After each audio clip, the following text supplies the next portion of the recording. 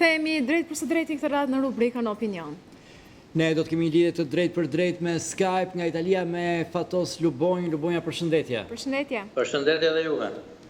Tema kryesore këtu është çështja e milionave në makinën Toyota Yaris që u kap në Durrës, një ngjarje e cila për më tepër u paralajmërua që tente në kuvend nga lideri i opozitës zoti Basha, një koincidencë kjo e cila vazhdon të ngjall diskutime ku e dinte Basha, përse vendosi ta bëja i publike që tenten atë që do të konfirmoj pastaj nga policia të dielën. Basha ka vazhduar sot me akuzat të tjera ndaj Taulant Ballës, ka përmendur bandën që i përket sasia e madhe e parave. Si e keni parë ju gjithë histori? Po besoj se përtej faktit se është apo s'është Taulant Balla apo dikush tjetër, ngjarja nuk është një gjë që, si të thuash, mund të konsiderohet një aksident apo një punë kriminalësh që jetojnë pak a shumë në një shtet. Pavarësisht se shteti është andej dhe ata janë këtej. Ajo që mua më shqetëson është që këtu kemi të bëjmë me shtetin vetë, më duket mua. Alo? Po. Më ndiqni? Po, ju dëgjoj. Do më thënë, ajo që të shqetëson në shpeshësinë e këtyre ngjarjeve, e këtyre skandaleve, është fakti se nuk mund të flitet, si thuhet rëndom, ka shtete që kanë dhe mafjen, po më shumë mund thuhet që kemi një mafje që ka shtetin e vetë në këtë rast. Sepse besoj se në këtë Shqipëri kaq të vogël, siç jemi ne, është e vështirë që shteti, po që se do të donte, do të shpëtonin gjithë këto banda, nuk do të mbjetonin këto banda.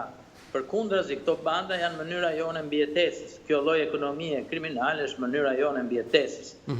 Dhe ky është problemi i madh. Pra këto para, duhet të them, që kanë ardhur me këtë makinë, padyshim që janë para droge, se nuk fitohen dot me djersën e ballit, dhe padyshim që kanë pasur një lloj rruge të garantuar, si thuhet, kanë pasur garantet e tyre që fillojnë që nga policia tek politika e me radhë, dhe besoj se ajo që ka ndodhur, që Basha e ka ditur këtë, vjen për shkak se gjithmonë këto zbulohen nga të huajt, nga shërbime, dhe ndoshta për shkak se ndonjë pjesë e shërbimeve ka dhënë një sinjal edhe PD-s, apo për shkak se njerëz të policisë i kanë dhënë, si thush, në informacion Bashës, ka dalë çështja. Pastaj se si e bëri Basha, duhet ta bënte kështu apo jo, nuk e di.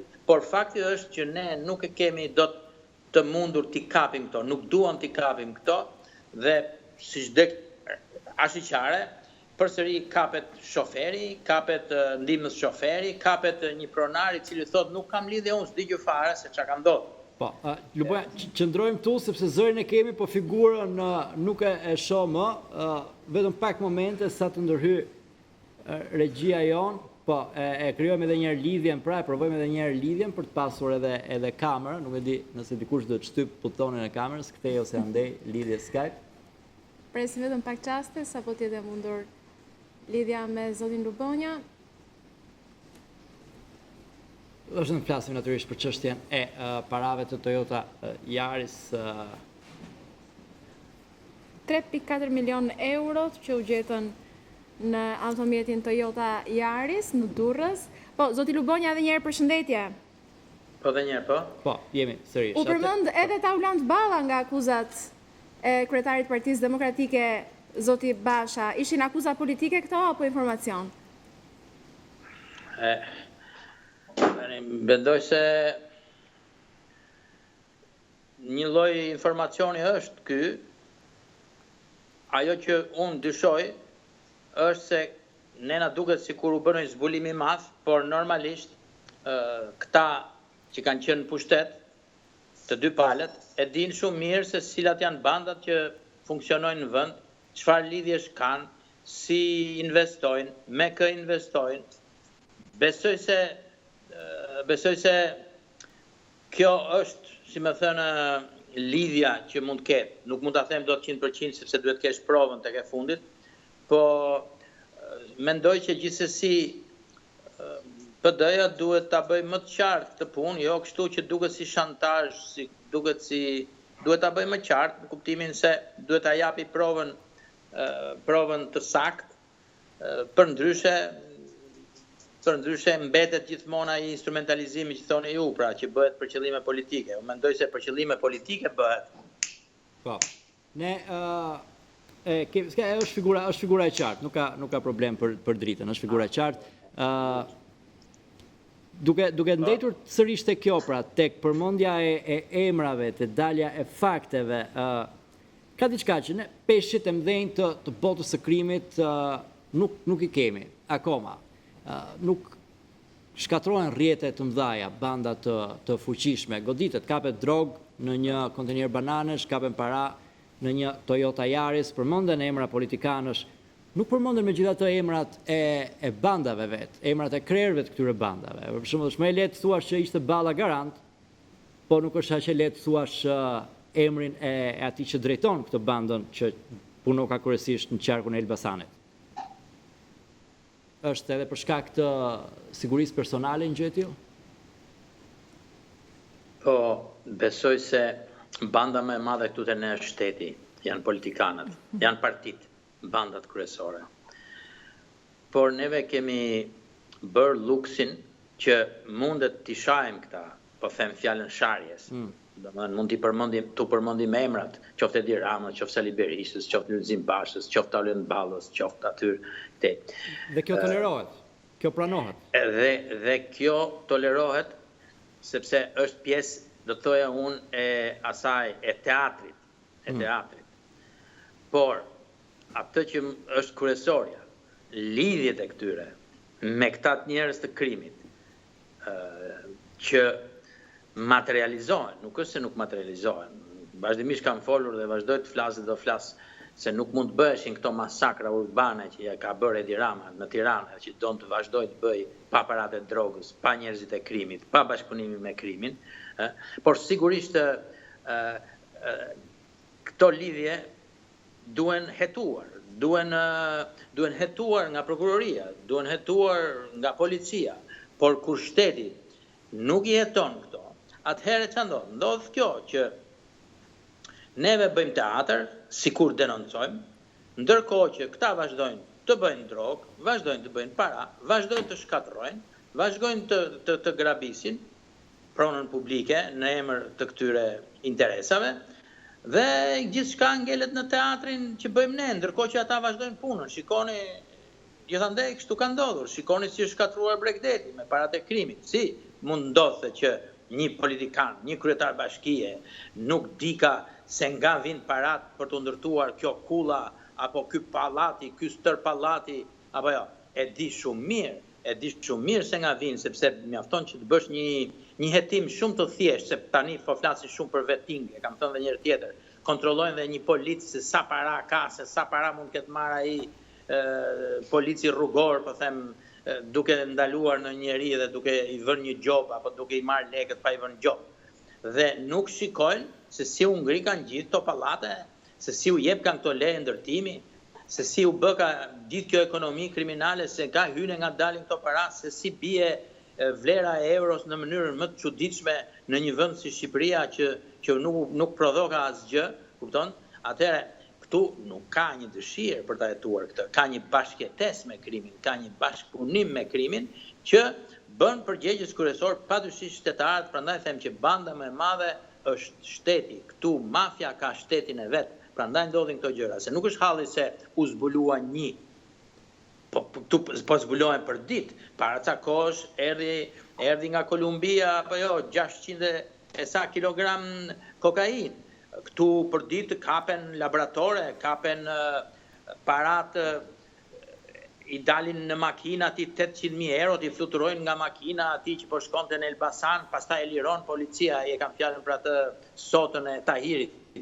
Apo jo, të gjitha këto tregojnë që ne jemi në një vend, ne notojmë si peshqit në një ekonomi kriminale dhe neve pa këtë ekonomi kriminale na ngelemi pa ujë. Prandaj peshqit e mëdhej, që ata që janë kryesorët, janë ata që hanë dhe peshqit e vegjël nga herë, ata e mbajnë këtë ujë, këtë turbut, këtë ujë të pisët, sepse aty notojnë, aty pasurohen. Unë kështu e shikoj dhe më duket shumë dramatike kjo. Mirë, a mundet prokuroria të hetoje pavarur? Si, po prokuroria duhet hapi hetim me njerë kryesisht, apo jo? Unë mendoj që normalisht këtu nuk ka as dëshirë për bashkëpunim, sepse nëse ka qenë një sinjalizim, apo jo, ka qenë një sinjalizim nga ana e shërbimeve, nga ana e ndërkombëtarëve, se kështu duket që do vi kjo makinë, do vi këto makina me këtë ngarkesë dhe që duhen mbajtur, atëherë është detyrë, do thoja unë, e policisë, e prokurorisë, e gjithë atyre organeve që merren me hetimin dhe me zbulimin e krimit dhe me dënimin e krimit, që ta ndërtojnë të tillë ardhjen dhe, si thuash, deri dhe kapjen, që të zbulohet i gjithë rrjeti, që mos ngelet tek shoferi dhe pastaj shoferi thotë unë s'di gjë, thotë se unë isha duke transmetu me këtë kamionin këto makinat. Ai siç tha ai tjetër që unë kam sjell banane, nuk kam sjell drogë. Apo jo? Dhe asnjëherë nuk i shkohet gjë në fund, nuk i shkohet gjë në fund asaj burimit dhe njëkohësisht finalizimit, për arsye që thash më sipër, sepse kjo është ajo që ne duam të bëjmë për fat keq dhe pa asnjë lloj përgjegjësie se ku na çon kjo. Po? Ju vazhdojnë të këmgurë, më thonë, pyetja ime është krimi më i fortë që ka shtrirë ndikimin e tij tek politika, e cila përfiton gjithashtu anas Sjeltas, apo është politika banda më e fortë e cila vërtit krimin sipas interesave të veta? Ju thoni që është politika ajo që drejton. Jo, unë them kështu, që ne kemi ndërtuar një ekonomi kriminale, një ekonomi të bazuar mbi trafiqet, dhe kjo nuk është e tanishme, ka filluar historia qysh herë.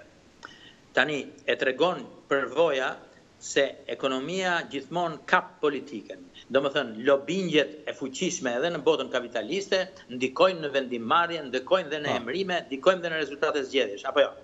Tani, ne nuk është se kemi një ekonomi, po themi, edhe ajo botë ka shumë probleme pikërisht për këto që thash, pra se bankat fuqishme, lobet fuqishme, monopolet fuqishme ekonomike ndikojnë në vendimmarrje për interesat e tyre dhe jo për interesat e shumicës, po themi. Por në rastin ton nuk kemi një ekonomi as të tillë, po kemi ekonomi kriminale. Dhe ekonomia kriminale, dora dorë që është rritur, ka hyrë në parlament, siç e dim, apo jo, ka kapur politikën, ka kapur dhe pjesën tjetër të ekonomisë së shëndosh, për shembull, shumë ndërtues sot po thuhet që ndërtojnë me paratë e krimit. Pra, paratë e krimit kanë ardhur dhe kanë vënë në punë disa firma ndërtimi që kishin falimentuar. Këtë e kemi lexuar vazhdimisht kohët e fundit. Pra, është ekonomia, baza ekonomike që është kriminale e cila ka kapur politikën. Dhe a mundet të ndash të thuash kush është më përgjegjës ose më pak përgjegjës.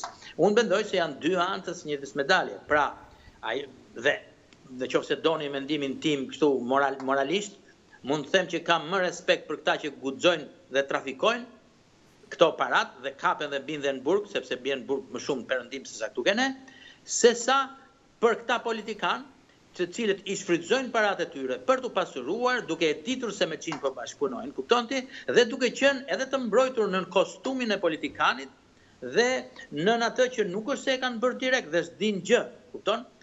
S'din gjë. Normalisht këta janë më të dënueshmit moralisht, qoftë sepse kanë transformuar, si më thënë, kanë tjetërsuar misionin e tyre, qoftë për krimin që bëjnë.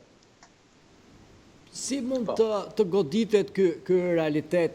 A mund të ketë guxim një prokurori që ti nxjerrë këto emra, ti godasi këto emra, kur as politika nuk i përmend emrat e atyre që qëndrojnë pas këtyre trafiqeve? Lideri i opozitës ka qenë ministri i Brendshëm dikur.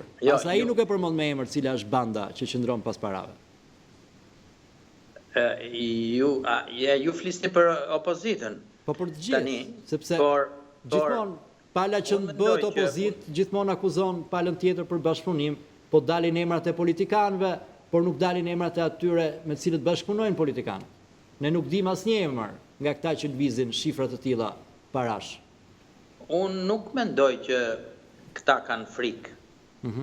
Sigurisht, mund kemi ne frikë, gazetarët, supozojmë sepse jemi të pambrojtur, t'i përmendim emrat, mund të kenë frikë ndoshta edhe prokurorë të veçantë për t'u marrë me hetimin e tyre, por në qoftë se do të kishte një vullnet politik që do të donte ta çrrënjoste krimin në një vend të vogël si Shqipëria, unë mendoj se do të ishte shumë e lehtë dhe bile unë do të thoja se sot për sot këta duhet të kishin të gjitha bandat të rreshtuara dhe i kanë një pjesë, i kanë, jam i sigurt që i kanë.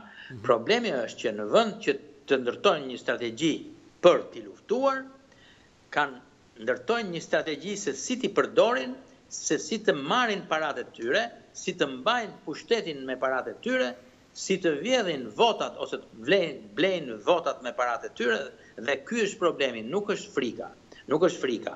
Nuk, siç e thash, nuk është, ne e dim shumë mirë pushtetin që ka, si më thënë, qoftë edhe një banda më e madhe këtu, përpara shtetit, përpara autoritetit të shtetit, sikur të kishe policinë të shëndosh, sikur mos ishte policia, si që policia e Tahirit, dhe tani nuk dim se ç'bëhet, po përsëri problemet të ka duket, që të mbrojë trafikantët dhe të bashkëpunojë me trafikantët, do të ishte shumë e lehtë që këta të kapeshin, aq më tepër kur ti sot ke edhe faktin që mund të bashkëpunosh me ndërkombëtarët, të cilët janë të detyruar të bashkëpunojnë, sepse këto trafiqe nuk është se janë krime që bëhen brenda Shqipërisë, po janë trafiqe që lidhen me Shqipërinë, dhe ne për fat keq, në vend që këtyre ndërkombëtarëve t'u japim indikacionet, t'u japim provat, sepse për shembull doli rasti Habile, apo jo. U duk që e zbuluan italianët, po pse ne nuk e dinim? Ne e dinim, Zagani e dinte për shembull, po them për përdor Zaganin. Por në vend që ne t'u jap indikacione italianëve, ne u desh të prisnim italianë, se për ndryshe ne Zaganin, por prokuroria jon e futi brenda. Pra, këtu nuk është frikë. Këtu është bashkëpunim. Bashkëpunim i shtetit, i organeve kryesore me krimin dhe i politikanëve kryesorë me krimin. Unë kështu e shoh. E qartë. Mirë, zoti Lubonja, ne ju falenderojmë që ishit me ne në këto komente për këto ngjarje të aktualitetit. Faleminderit. Faleminderit. Faleminderit. Shkëputemi tani për një hapësirë publicitare.